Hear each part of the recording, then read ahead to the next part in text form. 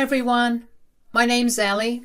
I'm warning you at the very beginning that all the names I used are fake.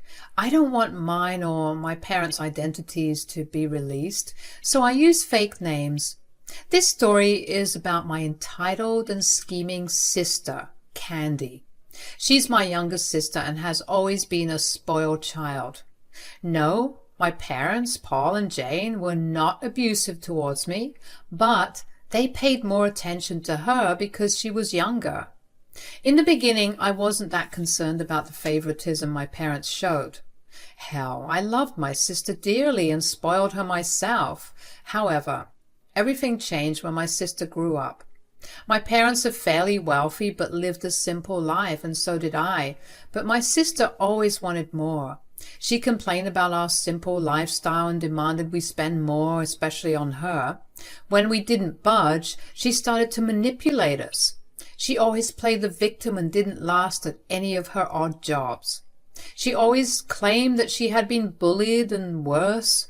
My parents believed all her lies and started to support her financially. I saw through her lies and said, "Candy, what you are doing is not okay. I know that you've never worked at any job and lied to our parents about being bullied. You need to stop with the lies." "Oh, shut up, Ellie. You have a good job and live like a beggar. Our parents and you can live like that, but I can't. They have plenty of money lying around. They should just give it to me since they don't use it." "You can't rely on their money, Candy. It's shameful how much you have been exploiting them. You should try to find a job if you want a good life." "I don't need your lectures, Ellie. Mom and Dad are stupid and don't know how to have class. I can't be like them. Plus, I'm their daughter, so I'm entitled to their money." Candy's logic had always put me off. Still, I didn't want to expose her to our parents. I protected her and sometimes ignored her lies. My parents loved her, and knowing the truth would have crushed them. I helped them and Candy out at times so that my parents didn't end up spending all their money on her. Candy never showed any appreciation for that. She always thought that she was entitled to their money. For years, Candy lived a luxurious life on our dime. Mom and Dad were hopeful that someday she would become independent. But that day never arrived. Candy continued her horrible lifestyle while playing victim to our parents. They swallowed her lies because they trusted her. What was worse was the fact that Candy cared nothing about me or our parents. That became clear very soon. My parents got into a horrible accident a year back. They were in critical condition, and the doctor told us that the chances of survival were low. While I was close to breaking down in the hospital, Candy said, "Wow, looks like their time is up. I can't believe it took them so long. I wonder how much longer it will be. The doctors are not very hopeful." "Candy, how can you even think of that right now? Our parents are close to death and you don't feel anything?" "Don't be so dramatic, Ellie. Mom and Dad were only good for money. It's even better if they're not here. They have been pressuring me to get a job. It was irritating. Anyway, now that there is a little hope for them, I will head out. Don't call me unnecessarily. Just give me a sweet call when they're gone. I need to sort out the inheritance and all." "Candy, what is wrong with you? Don't you want our parents to live? How can you even think of inheritance right now?" "I have no use being here, sister. I know Mom and Dad will leave me most of their assets. I'm the poor, jobless daughter after all. They have promised me that, so I have no reason to be here anymore. I'm off for a nice vacation. Call me when you have my inheritance ready. Bye." I couldn't believe what Candy did. Her sadistic approach to her own family threw me into a rage and sadness. But I held strong for my parents. I emptied out my own bank account to get them the best treatment. Finally, after a month of struggling, I was able to bring them home. Candy didn't show up or even call once after that day. My parents wanted to see her, but she didn't even receive my calls. They were still recovering, so they didn't have the energy to deal with this. It broke my heart to see them yearn for candy. About 2 weeks after my parents came home, they called an estate lawyer to their house. I was at their place looking after them. When I saw the lawyer, I was a little confused. I said, "Mom, Dad, why is the estate lawyer here? Did you call him?" "Yes, Ellie, we called him. We actually don't have a proper will in place. With what happened recently, we want to make sure our will is set." Yeah, it was quite a scare. It got us thinking about finalizing the will. So we have been thinking about splitting our assets, 80-20. Candy will get more because she needs the money. I hope you understand, Ellie. We had promised her that we would look after her and leave her a big inheritance.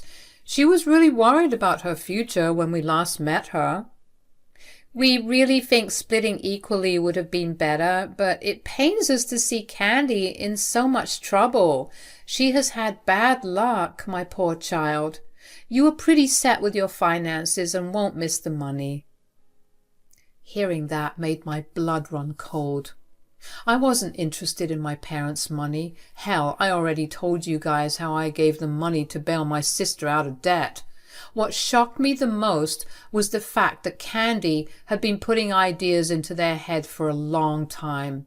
She planned exactly how she could get our parents to give her most of the inheritance. My loving parents bought her crocodile tears and were about to give away their hard-earned money to a selfish idiot.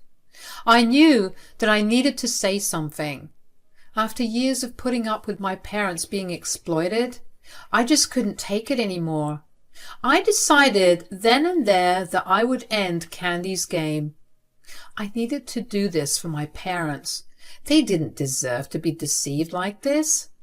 I said, "Mom, Dad, I think you should reconsider your decision. I don't think you should just hand over Candy so much of your assets." "Why, Ellie? What's wrong with our decision? I know that we are not splitting the assets 50-50, but I'm sure you understand why." "Poor Candy has had a hard life, Ellie. She needs our help more. You have always been the daughter who made us proud with her achievements. You even have a comfortable life. Candy simply needs the money more than you." "Mom, Dad, you have it all wrong here. Candy is not the person you think she is. She acts to be poor and unlucky, so you give her more money." "What? What are you saying, Ellie?" I took the opportunity to tell them everything, from the fake bullies at her job to her being mentally sick and having no money. I also gave them details to prove that I was telling the truth. My parents seemed shocked by the information. Unfortunately, I also had to point out her lack of help while they were fighting for life in the hospital. Still, my parents seemed to be in disbelief. I said, "I'm sorry I had to say these things. I've been sheltering her for a long time. I just can't do it anymore. All these years, I truly believe that no matter how manipulative she is, she definitely loves you guys. But after your accident, her true face came out to me. I can't and won't protect her anymore." My parents refused to believe that Candy would be so cruel. It broke my heart to see them in such deep denial. I knew that the moment they realized the truth, they would be devastated. I almost gave up on the truth, but I didn't back out of speaking about Candy. My parents didn't deserve to be deceived like that. So I said, "I know it's hard for you to believe this. I wish it wasn't the truth and Candy was a nice person, but think about it. Mom, Dad, did Candy call you even once when you were in the hospital?" "No, she did not. But what if she was busy looking for a job? She had promised that she would find a job and better herself. Maybe she was just struggling and desperate to find a job, so she didn't get the time to contact us." "I don't think that's true, Paul. I looked up her social media yesterday. She's having a beach vacation 2 states over. I guess Ellie is not far from the truth." "Look, I don't want to ruin my sister's reputation, but what she did recently pushed me over the edge. I don't want you to waste your money on someone who doesn't deserve it. I would rather you give it away to charity. If you were still unsure about everything, why don't I just call Candy and clear it out for you? My parents agreed for me to call Candy and see her reaction. They desperately wanted Candy to ask me about their health. I was in pain from how hopeful and vulnerable they looked. I was actually praying to God that Candy wouldn't say anything drastic. I was also concerned that she wouldn't pick up my calls again. But Candy did pick up the phone after I called her like 10 times. When she finally did pick up my call, she hit me with the worst question on this planet. Before I could say anything, she said, "So, are they dead already? You would not have called me so many times if they weren't dead. I guess I made that clear the last time I saw you. So, Mom and Dad are gone, right? Gosh, it took them time. What are you saying, Candy? It's not like that. Finally, our filthy parents are dead and they left all their money to me. It was so easy to sell the poor little me card to them. They have always been weak towards me. And I always knew the right things to say to make them give me money. But I feel so bad for you, Ellie." "Oh, really, Candy? Tell me why on earth you suddenly feel bad for me." "You tried so hard to be a good daughter and did everything for them, but in the end, I won all the money. You know, I feel sorry for you. You should have taken some lessons from me to get money out of them. Look what being successful did to you. I did nothing, but still got a chunk of money." "I'm so ashamed of you, Candy. Don't you feel even a little remorse about our parents dying? Are you even sad?" "Why would I be sad, Ellie? Do you have any idea how much I had to do to make them give me money? They are cheap and have low standards. I can't tell you how embarrassing it was for me to bring my friends home. They were really embarrassing. The only thing they were good at was making money. Now that I have all of that for myself, there's no reason to be sad. I'm just happy I won't have to beg for money anymore. I was getting tired of it." "Well, congratulations to you then, Candy. Our parents were the only reason I was still talking to you. Now I have no reason to stay in contact with you anymore. As for the money, you can keep it. I never ran after it anyway." "I don't care if you don't stay in contact with me, Ellen. Just know this. I won't be responsible for the funeral or anything. It's a waste of my money. Since you want to be a generous daughter, you can handle it yourself." Candy said that and went on laughing about it. My parents were horrified at what she said. To be honest, I didn't know that she would be so cold about the news I gave her. I was shocked to see her reaction as well. As for my parents, their horror soon turned to anger, which was clear on their faces, and this time I took the opportunity to tell Candy how wrong she was. I said, "You really do have everything planned, don't you? So quickly you assumed that our parents had died. Well, let me tell you this, Candy. They are very well, and sitting right next to me. In fact, they have heard the entire conversation." "You are lying, Ellie. Mom and Dad were in a terrible condition after the accident. There is no way they recovered from that so fast. Hell, even the doctor said that there is no hope." "The doctor said that there is little hope, Candy. You heard that one line and flew away to celebrate your impending inheritance. Not once did you check up on them to see if they have recovered. How would you know they're alive?" "This is nonsense, Ellie. I'm sure this is some scheme of yours to take away from my inheritance. You must be jealous because our parents left everything to me." This is when my dad and mother decided to pounce on Candy. They were mad and ready to erupt. I could tell that Candy had truly broken their hearts. While they were very loving parents, they were equally strict and did not take disrespect from people. They said, "Me and Jane are both alive and well, Candy. Thanks for letting us know what you think of us. What? Dad, you're okay? Oh my God, I'm so glad you're fine. I was dying from worry and pain. Is Mom okay? Do you want to know if I'm alive? Yes, Candy. I'm alive and fine. It must be a sad blow to you, isn't it? And no, you are clearly not glad that we are alive. Mom, what are you saying? Of course I'm glad that my parents are well. This is all I always wanted. No, Candy, you clearly didn't want us to live. You never visited us or tried to meet us at the hospital. Hell, I even saw you reject Ellie's calls when she reached out to you. Now that you finally picked up, you immediately assumed we were dead. And you seem very delighted by the idea of us dying. I mean, who wouldn't want their filthy parents to die, right, Candy? No, no, no, Mom, Dad, please listen to me. I don't know what Ellie told you guys. She must have filled you with some lies about me. I swear I never said anything like that. I couldn't come because I was busy trying to find a job and feed myself. Don't give us those lies again, Candy. We've seen your social media posts and you were on loudspeaker all along. Candy panicked and immediately hung up the call out of fear. She must have realized her stupidity and was starting to freak out. She then very sturdily called me back to scream at me.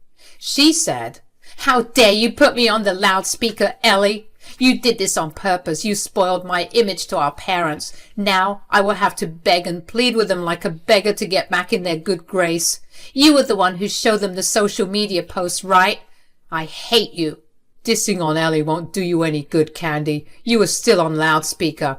And we heard all that again." Dad, Mom, please listen to me. I didn't mean to say those things. It was a coping mechanism. You know, I'm having a hard time in life. I just snapped and said some stupid things. Stop trying to manipulate our parents again, Candy. You have absolutely no shame after insulting our parents and planning to enjoy their inheritance. I know this is all you could ever think about, Candy. Their inheritance is the only reason you have been acting like a poor girl with no money. There is no use for the drama anymore, Candy. Just so you know, while you were busy celebrating our death and taunting Ellie, we were sitting with a lawyer. What? You're talking to a lawyer? Is it about... Yes, it's about our will, Candy. After what we've witnessed today, I think Jane would agree with me that we no longer want to leave you anything. Right, Jane?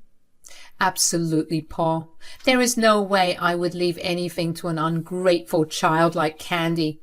What you have done today was truly disgusting, Candy. I can't believe I raised a selfish and cruel woman like you. Mom, Dad, please don't do this to me. I slipped up and said some things I regret. I'm sure Ellie understands why I did it. I was under a lot of stress. I started to laugh at Candy's attempts to recruit me. Yes, it's true that I often helped her get out of trouble. She is my little sister, and I did want the best for her, so she naturally assumed that I would help her get out of trouble this time. What she didn't know was that I had no intention of saving her anymore. I was done. I said, "I have covered for you a lot of time, Candy, but this time you have taken it too far. You literally wished upon our parents' death, Candy. How can I support that? You said nasty things to me as well. I will never forgive you for this. Today, it is important everyone knows how truly vile you are." Ellie, please don't say that. You're my sister. You know that people sometimes make mistakes. Where is Mom and Dad? I'll go right now and beg for forgiveness. There's no need for that anymore, Candy. Me or your mom want nothing to do with you anymore. We helped you out through the years and didn't deserve this reward. We are disinheriting you and giving everything to Ellie. Lawyer, you can go ahead and make our will on those terms. We won't change our mind.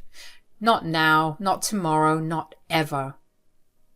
Mom said that and promptly hung up on Candy while she was crying and screaming for forgiveness. Dad and Mom were quite sad as well, but most of all they were angry. I tried to comfort them the best I could. I also told them to make their decisions after long consideration because I didn't want them to regret disinheriting Candy. My parents heard that and started to cry. They said that they finally realized how much they had neglected me and taken me for granted. I assured them that I held no anger. Dad and Mom still went ahead with their decision to disinherit them. Around 2 days after the incident, Candy showed up at my parents' place. She was on a trip with friends and needed time to come and hound them in person. She did continue to harass me and my parents through calls and texts, and when Candy arrived at their door, she looked really disheveled. I guess the gravity of the situation finally dawned on her. She begged me and my parents to forgive her. However, Dad told her to leave the property and never come near them again. Mom actually threatened to call the police if she didn't leave. Candy left after she realized that there was nothing she could do. Mom and Dad stopped paying her rent and she ended up losing her apartment in 2 months. None of her friends let her stay in their house because they knew she had no money and didn't want to work. She did return to our doorstep to beg, but no one paid her any attention. Last I heard, she was crashing on a friend's couch who gave her a month to find a place. She has been applying at the local grocery stores and cleaning services for a job. I don't know if anyone will ever give her one because by now everyone knows her character. Anyway, I'm still at my parents' place and have moved in permanently. They are struggling both mentally and physically after the accident. I'm doing my best to take care of them, and the 3 of us are as happy as we could be under the circumstances.